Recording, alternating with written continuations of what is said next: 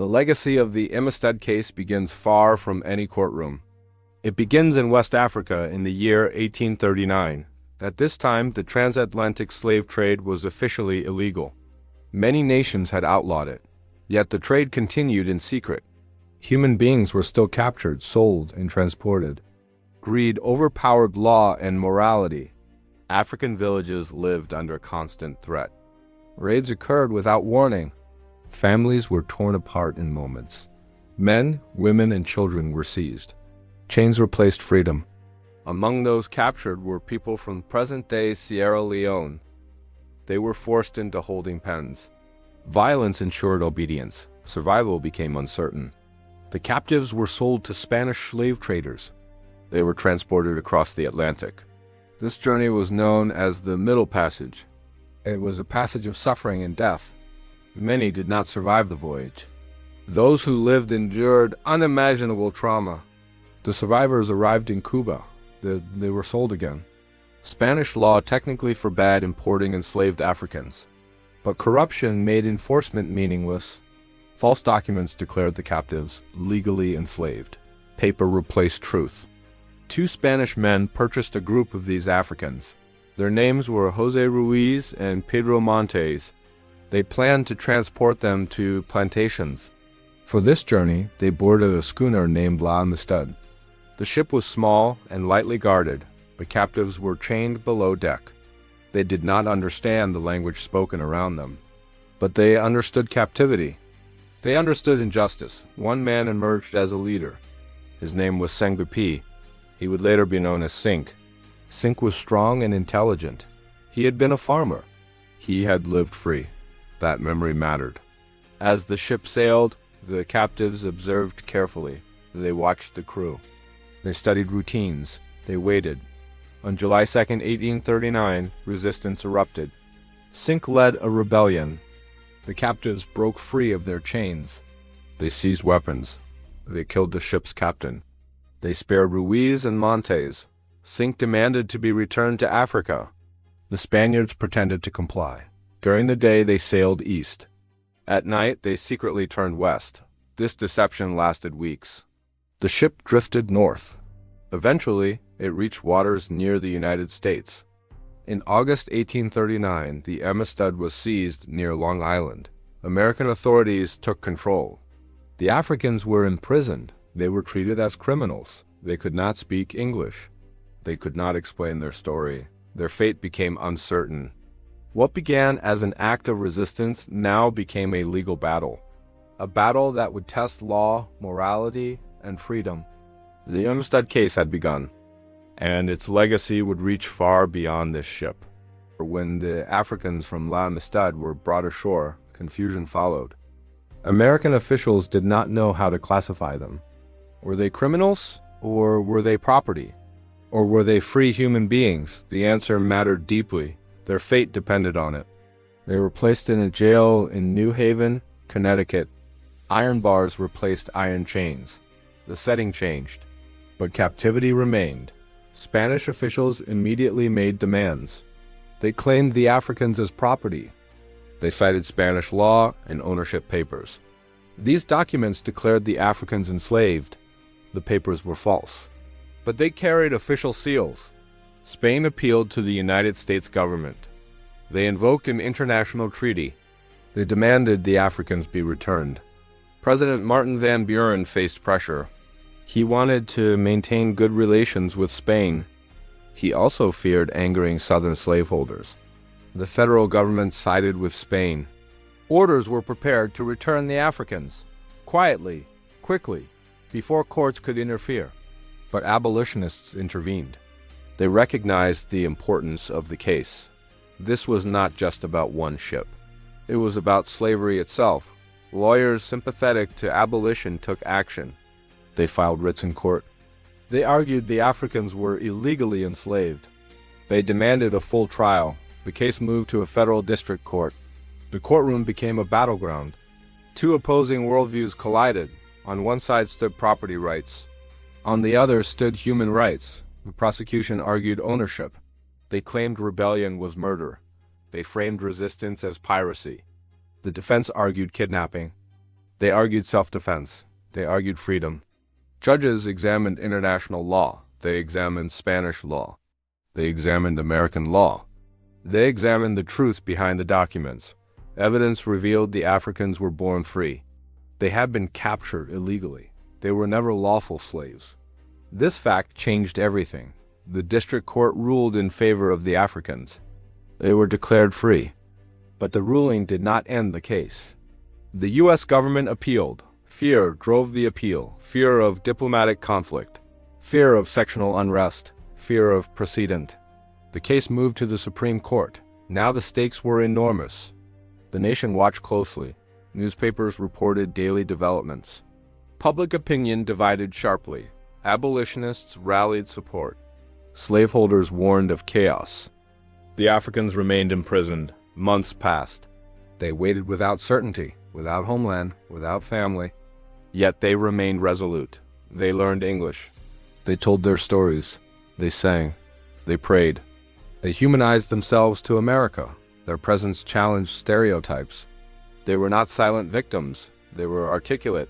They were intelligent. They were dignified. The courtroom was no longer abstract. It was personal. The Amistad case was no longer about law alone. It was about conscience. And the nation was being tested. In early 1841, the Amistad case reached the highest court.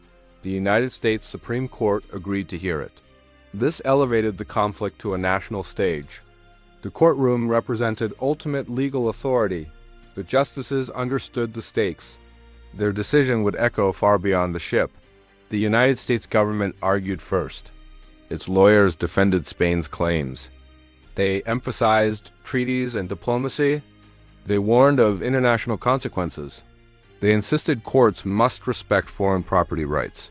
They avoided moral arguments. Instead, they focused on procedure. Spain's ownership papers were presented again. The documents were treated as official evidence. The government claimed the Africans were cargo. Human beings reduced to legal objects. The defense took a different approach. They focused on truth rather than paper. They argued the Africans were born free. They emphasized the illegality of the slave trade. They framed resistance as self-defense. At the center stood John Quincy Adams. He was a former president. He was now an aging statesman. He volunteered to argue for the Africans. Adams saw the case as historic. He prepared meticulously. His argument lasted hours. He spoke with passion and precision. Adams appealed to natural law. He argued freedom was a God-given right. No document could erase it. He reminded the justices of the Declaration of Independence. He quoted its promise of liberty. He warned against hypocrisy. Adams argued slavery corrupted law itself. He challenged the court to rise above politics. He framed the decision as a moral test. The Africans sat silently during arguments. They listened through translators. Their fate rested in unfamiliar hands. The justices deliberated carefully. They examined evidence closely. They studied international treaties. They analyzed Spanish and American law. The truth was unavoidable. The Africans had been kidnapped. They were never legally enslaved. Their rebellion was justified. In March 1841, the court delivered its decision. Justice Joseph Story wrote the opinion. The ruling favored the Africans. They were declared free individuals. The court rejected Spain's claims. It ruled the United States had no authority to return them. Their resistance was deemed lawful. Freedom prevailed in court. The decision was celebrated by abolitionists. Church bells rang. Public meetings erupted in applause. For many, justice had finally spoken. But the ruling had limits. It did not end slavery. It applied narrowly. Yet its symbolic power was immense. The Supreme Court had acknowledged natural rights. It had recognized African humanity. This moment reshaped legal thinking. Law was no longer morally neutral. The Amistad decision became a beacon, a reminder that justice could prevail, but also a warning. Such victories were rare and fragile. The Africans were free, but the nation remained divided. After the Supreme Court ruling, the Africans were finally released. Their chains were gone. But their journey was not over. freedom did not mean home. They remained strangers in a foreign land. Abolitionists took responsibility for their care. They raised money publicly. Churches organized collections. Lectures were held across the North. The Africans spoke at events. They told their stories in their own words. Audiences listened in silence. Many wept openly. For the first time, Americans heard slavery described by survivors. These testimonies changed minds. They transformed abstract debate into lived reality. The Africans were no longer symbols. They were people. Meanwhile, reactions across the nation were sharply divided. In northern states, abolitionists celebrated the ruling. They hailed it as a victory for justice. Newspapers praised the court's courage. Pamphlets spread the story widely. The Amistad became a moral landmark. In the South, the response was very different. Slaveholders were alarmed. They feared the precedent. They worried enslaved people would resist. They accused the courts of overreach. Southern newspapers condemned the decision. They framed it as a threat to social order. The ruling intensified sectional distrust. It widened the gap between North and South. Politicians took notice. Some sought to limit similar cases. Others doubled down on slavery's defense. The Amistad case hardened positions. Compromise became more difficult. After months of preparation, plans were made to return the Africans home. Missionary groups became involved. They saw opportunity for religious outreach. Not all Africans welcomed this involvement. They wanted autonomy. They wanted home. In November 1841, the ship Gentleman departed. It carried 35 Amistad survivors. They sailed back across the Atlantic. The journey was long and uncertain. Some died before reaching Africa. Others survived to return. When they arrived in Sierra Leone, they found change. Their villages had been disrupted. Families were missing. Time had altered everything. Freedom did not restore what was lost. Yet survival itself was victory. Back in America, the case continued to echo. Abolitionists used it as proof. They argued slavery could be challenged legally. They argued enslaved people had agency. The Amistad became a teaching tool. It was referenced in speeches and sermons. It entered textbooks and debates. The case reshaped public discourse. It made resistance visible. It forced Americans to confront contradictions. Liberty existed alongside bondage. Law defended both. The Amistad case did not resolve this tension, but it exposed it, clearly, uncomfortably. The nation moved forward, but uneasily, and the storm ahead was growing. The Amistad case did not end slavery, but it changed how slavery was challenged. Abolitionists studied the ruling carefully. They recognized its power. The decision established an important legal principle. The legally enslaved people had rights. They had the right to resist. They had the right to freedom. This idea was revolutionary. It challenged the notion of absolute property. Human beings could not always be owned. Law now contained a crack. Abolitionists widened that crack. They cited the Amistad in courtrooms. They cited it in pamphlets. They cited it in speeches. The case strengthened legal abolitionism. Activists pursued freedom suits more aggressively. They looked for technicalities in slave laws. They exposed illegal enslavement. They used documentation against slave traders. The Amistad Africans became living proof. Proof that resistance was rational. Proof that Africans were capable. Proof that slavery depended on violence. The case also reshaped public opinion. It personalized injustice. Newspapers told individual stories. Faces replaced statistics. Voices replaced abstractions. This emotional impact mattered. It mobilized sympathy. It expanded abolitionist support. The case influenced political rhetoric. Freedom was framed as natural law, not merely legal privilege. This language spread widely. It appeared in sermons. It appeared in lectures. It appeared in reformed literature. The Amistad case also exposed limits of law.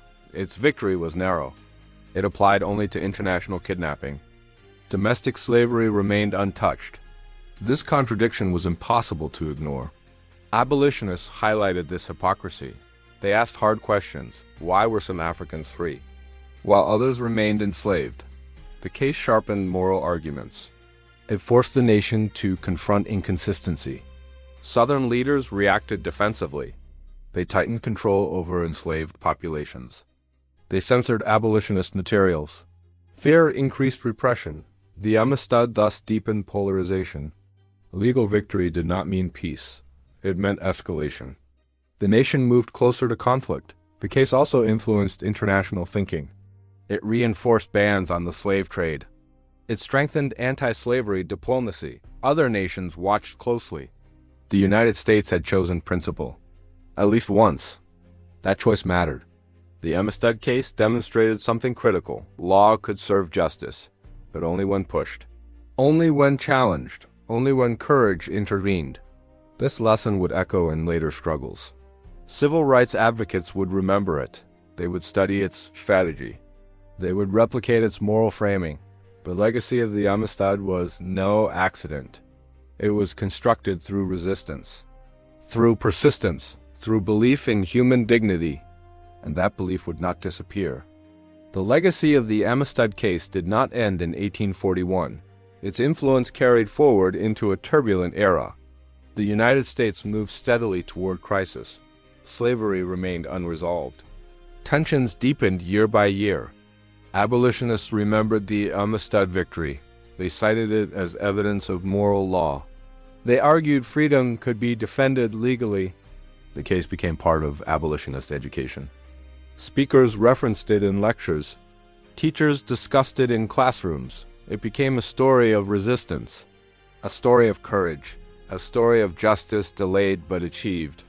As the 1850s approached, compromise weakened. The Fugitive Slave Act hardened divisions. Enslaved people were hunted across state lines. Courts were forced to return them. This contrasted sharply with the Amistad ruling. The contradiction was glaring. Some asked why freedom applied selectively. Others refused to ask at all.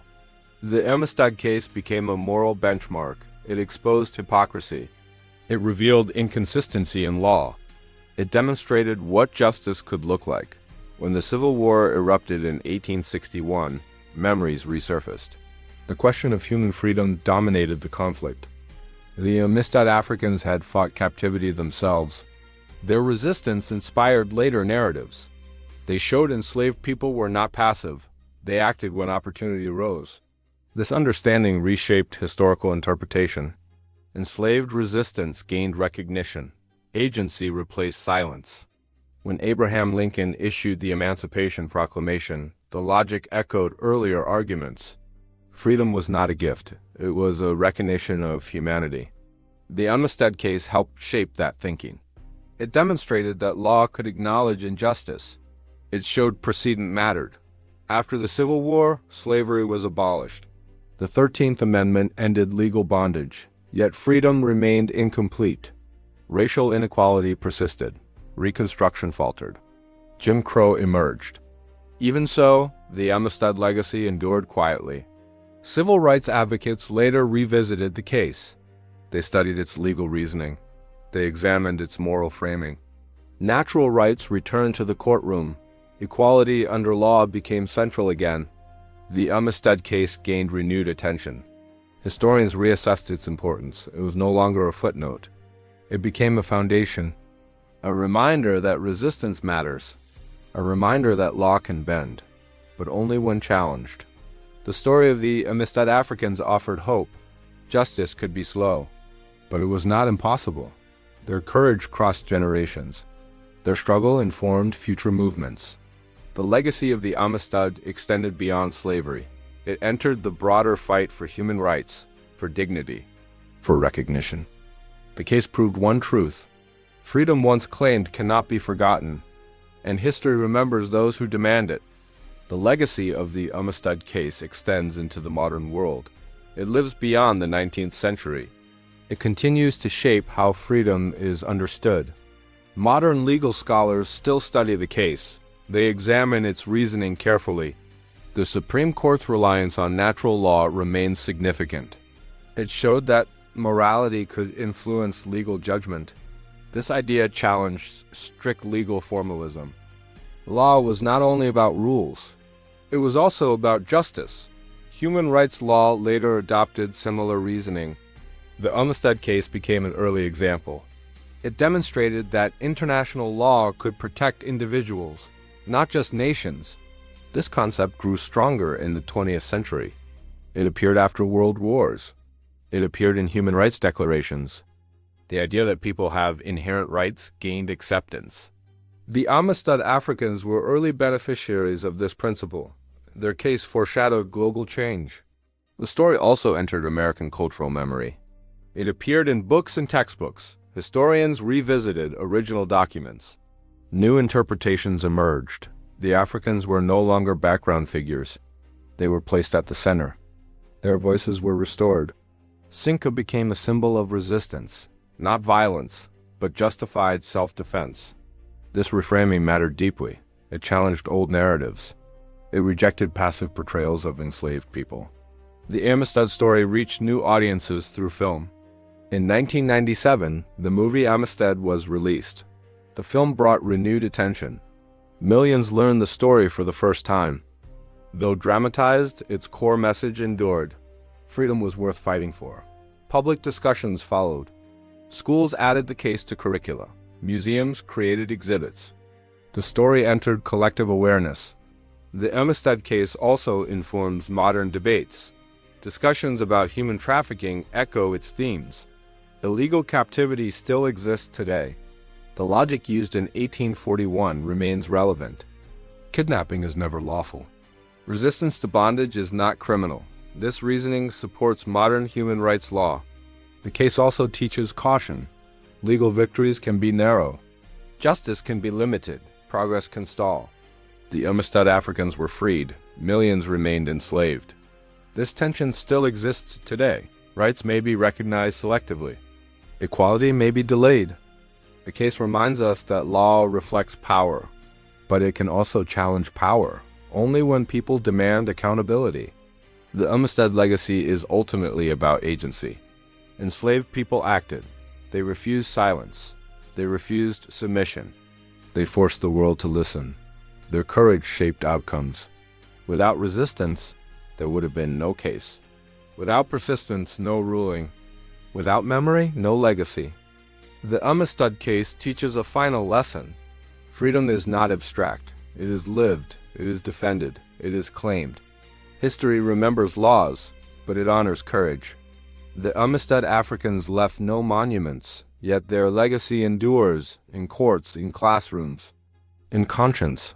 And as long as freedom is contested, the Amistad case will matter. At the heart of the Amistad case was a profound question. What mattered more, property or humanity? For centuries, law had protected ownership. Land could be owned. Objects could be owned. People, too, were treated as property. Slavery depended on this logic. Without it, slavery could not survive. The Amistad case challenged this foundation. It forced judges to confront first principles. Were human beings objects under law, or moral agents with rights? The Supreme Court turned to natural law. Natural law existed beyond statutes. It was rooted in reason and morality. It held that certain rights were inherent. Freedom was one of them. This idea was not new. It appeared in Enlightenment philosophy. It influenced the Declaration of Independence, but rarely had it been applied so directly. The Amistad case made it unavoidable. The court acknowledged that law could be unjust. It recognized that legality did not equal morality. This was revolutionary. The ruling did not abolish slavery, but it weakened its intellectual foundation. If freedom was natural, then enslavement required justification. That shift mattered deeply. They understood implications. Property rights were no longer absolute. They could be questioned. They could be overturned. This fear fueled resistance to abolition. It hardened political positions. It intensified sectional conflict. The Amistad decision also influenced legal philosophy. Lawyers debated its meaning. Judges referenced its logic cautiously. Some embraced it quietly. Others rejected it loudly. The case revealed law as a battleground, not a neutral space. Values shaped outcomes. Beliefs mattered.